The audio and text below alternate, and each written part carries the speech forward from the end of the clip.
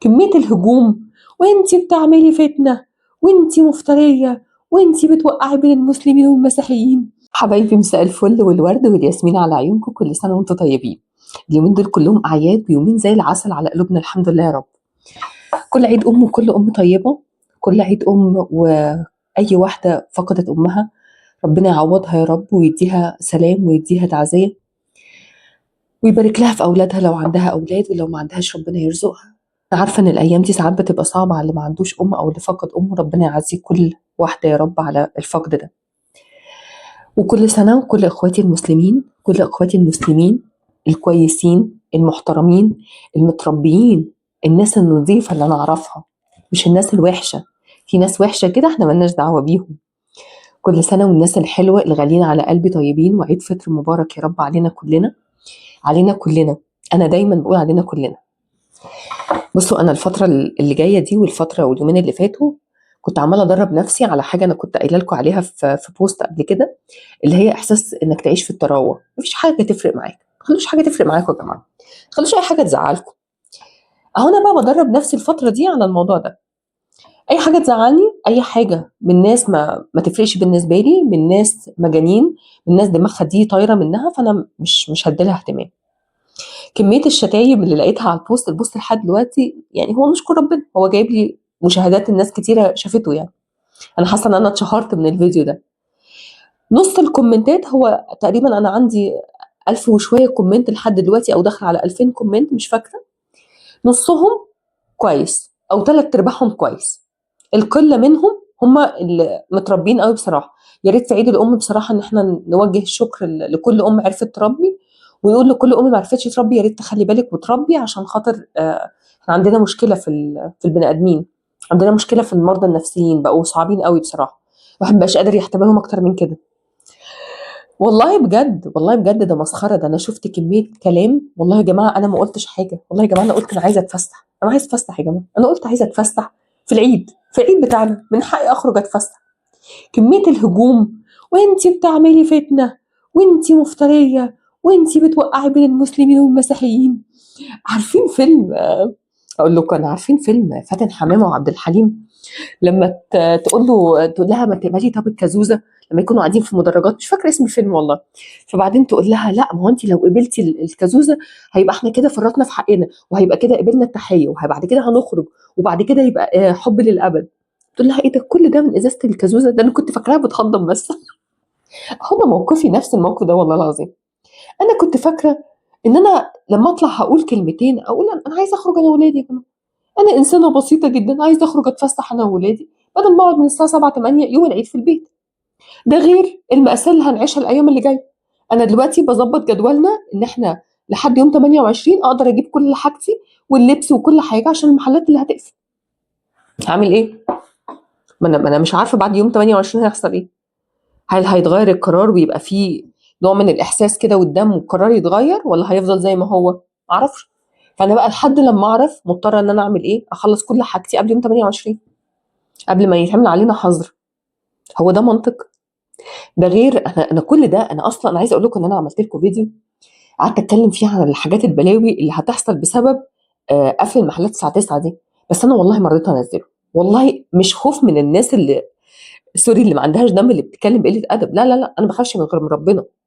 بس الفكره ان انا ماليش نفس يعني انزل حاجه تخش في مجادلات ومهاترات، انا مش قادره بصراحه، مش قادره، مع ان انا ممكن انزله، انا مش بخاف من حد. بس الفكره الناس دي ما راعتش حتى ان المحلات دي لما تقفل في ناس شغالين ورديات بالليل في المحلات، الناس دي اكل عيشها اتقطع. خلاص انت قافل لهم محلات من الساعه 9 وهم بيقفلوا الساعه 12 ولا واحده، الثلاث ساعات فرق دول، كميه الناس اللي بتنزل في الثلاث ساعات اللي انت قافل فيهم دول مسخره، كتير جدا. الناس اصلا بتبتدي تنزل بعد الساعه 5 6 7، يعني في ناس بتخلص شغلها مثلا 2 3 فبيقدروا ينزلوا بعديها، انما في ناس بتخلص 6، فبعد 6 بيبتدوا ينزلوا، اللي هو زي حالاتي انا، جوزي بيخلص 6 ونص 7. انزل امتى؟ سمعت بقى كم قله ادب، كم شتايم، وانتي بتعملي فتنه، وانتي قاصده توقعي المسلمين مع المسيحيين، وانتي عندك مشكله، وانتي وتهزيق بقى ايه، مش قادره اقول لكم. بس هل انا اتقدرت او اتضايقت زي الاول؟ لا، انا ما بقتش بعمل كده. يا جماعة ده أنا حاطة فؤاد المهندس بقالها سنين عندي في الأوضة من أول رمضان، من أول ما ابتديت أشتغل على الميديا.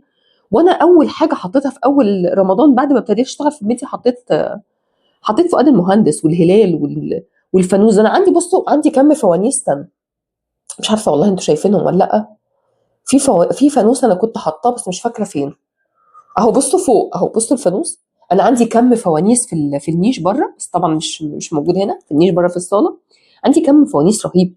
هاني كل عيد كل رمضان كان لازم يجيب لي فانوس. انا بحب فوانيس رمضان جدا، بحب اغاني رمضان جدا، بحب كل حاجه في رمضان. فهل انا كده بعمل فتنه؟ هل انا كده وحشه؟ ولا انا لما اقول كلام على هوا الناس يبقى حلو، ولما اقول كلام اعتراض ابقى وحشه وبعمل فتنه وصهيونيه وبلاوي زرقاء فيا؟ ليه بتعملوا كده؟ ليه؟ ليه ما عندكوش كده سلام نفسي وهدوء كده ونفهم ونعقل الكلام؟ واللي ما نرضاهوش على نفسنا ما نرضاهوش على غيرنا. ليه؟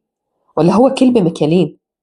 انا بتكلم في الحق وبتكلم في الصح. ده مش مساله كافيهات بس اللي هتقفل وان احنا هنفسح يوم العيد. ده خراب بيوت مستعجل. طب ما كان من الاولى ما تقللوا اضاءه الشوارع، ما تقللوا الشوارع المليانه انوار لحد دلوقتي وشغاله. طب ما انا ما جيتش اتكلمت ولا قلت في رمضان ان الموضوع كان شغال وما اتكلموش وما حدش قفل حاجه. هو انتم مش شايفين يا جماعه الدنيا كانت في رمضان عامله ازاي؟ الاضاءه كانت ماليه الشوارع ازاي، وكل ده اهدار للطاقه. بس طبعا ما نقدرش نتكلم في حاجه لان ده طقوس رمضانيه والناس بتنزل. فطبعا مش هينفع ان هو يتقلل عشان خاطر الناس ما تقعدش في بيوتها. بس هو المفروض الاضاءه تتقلل في الشوارع. اه الناس تنزل وتخرج وكل حاجه، بس يقللوا اضاءات الكهارب والمحلات والدنيا دي. بس هل انا قلت لكم لا ده انتوا كنتوا قطعتوهم في رمضان؟ لا. ما هو الناس ما عملتش كده، ما هي الحكومه فعلا ما عملتش كده في رمضان. ما حدش هيسمع اصلا. بس زي ما انا ما اقبلش ان هو يتعمل كده في رمضان ولا في العيد بتاع الفطر، برضو الناس ما تقبليش الكلام ده. احنا اخوات يا جماعه في وطن واحد، اخوات. انا قلت لكم مليون مره انا عمري ما فرقت بين اخويا المسلم واختي المسلمه، ما عمري ما فرقت. مش محتاجه ابرر ولا اقول اصلا اللي مش فاهم عنه ما فاهم ولا عنده اقتنع. اللي مش فاهم ده يولع بدماغه، ده عالم مريضه نفسيه. بس اهدوا على نفسكم، اهدوا عشان انا لو حبيت اطول لساني واطول يعني لساني واقول واقل ادبي هعرف، انا مش صغيره. فالكومنتات تهدى على نفسهم كده شويه عشان انا مش ملاحقه ارد على الكومنتات. اوعوا تفتكروا ان انا ما بردش على الكومنتات ده ضعف مني، لا. انا مش لاقيه وقت ارد على كميه الكومنتات الفظيعه اللي بتنزل تحت بعضها، مش ملاحقه. لو جبت لكم سكرينات من كل الكومنتات الشتايم هتستعجبوا والله. ده انا لو غلطت وقلت ايه ما يتقالش فيا كده. ربنا يشفيكم، عالم مريضه وحياه ربنا، عالم دماغها دي مش سليمه والله العظيم فعلا. بس مش مشكله، انا اتفقت مع نفسي ان انا ههدى. والناس دي انا مش هديها اي اهتمام ولا كانهم موجودين اصلا. وهبتدي ادرب نفسي كده سيكا مع نفسي كده واهدى، واللي هو مفيش حاجه تزعلني، مفيش حاجه تضايقني. هقعد انا والدبدوب القمر ده كده ونهدى على نفسنا وما نتكلمش وما نزعلش من اي حاجه. اللي مش عاجبه كلامي يقفل بسكات الفيديو وما يتفرجش ويطلع من الصفحه. واللي عاجبه ومنورني اهلا وسهلا وعلى عيني وراسي، ودول كتير. يعني دول نشكر ربنا كتير، وانا عالم ربنا حبي ليهم وهم عارفين كده كويس. كل المتابعين اللي عندي، اصل هم مش عندي مليون وليله. انا دلوقتي نشكر ربنا بقى عندي 86,000. ده على الصفحه الكبيره، الصفحه الصغيره عندي 40,000. فانا مش جايه النهارده اعرف الناس دي عارفيني كويس جدا ومتابعيني من اول ما بدات على السوشيال ميديا. الناس دي مش جديده انا عليهم، فهم فاهميني كويس وده يكفيني.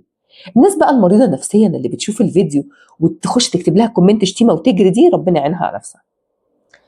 ما علينا، مش لازم نديلهم اهتمام يا جماعه عشان يعني في مثل بيتقال مش عايزه اقول، مش مشكله. ما ينفعش ان احنا نعبر الناس دي. يلا كل سنه وانتم طيبين، كل عيد كل ام طيبه، وكل عيد فطر وانتم طيبين وبألف خير يا رب. وما تنسونيش في الرنجة والفسيخ ان شاء الله. هاخدهم منكم بس بعد العيد بقى ان شاء الله، يعني لما نيجي نفطر عندنا لسه 3 اسابيع، 3 اسابيع ونفطر. كل سنة وانتم طيبين وبألف خير يا رب، بحبكم جدا.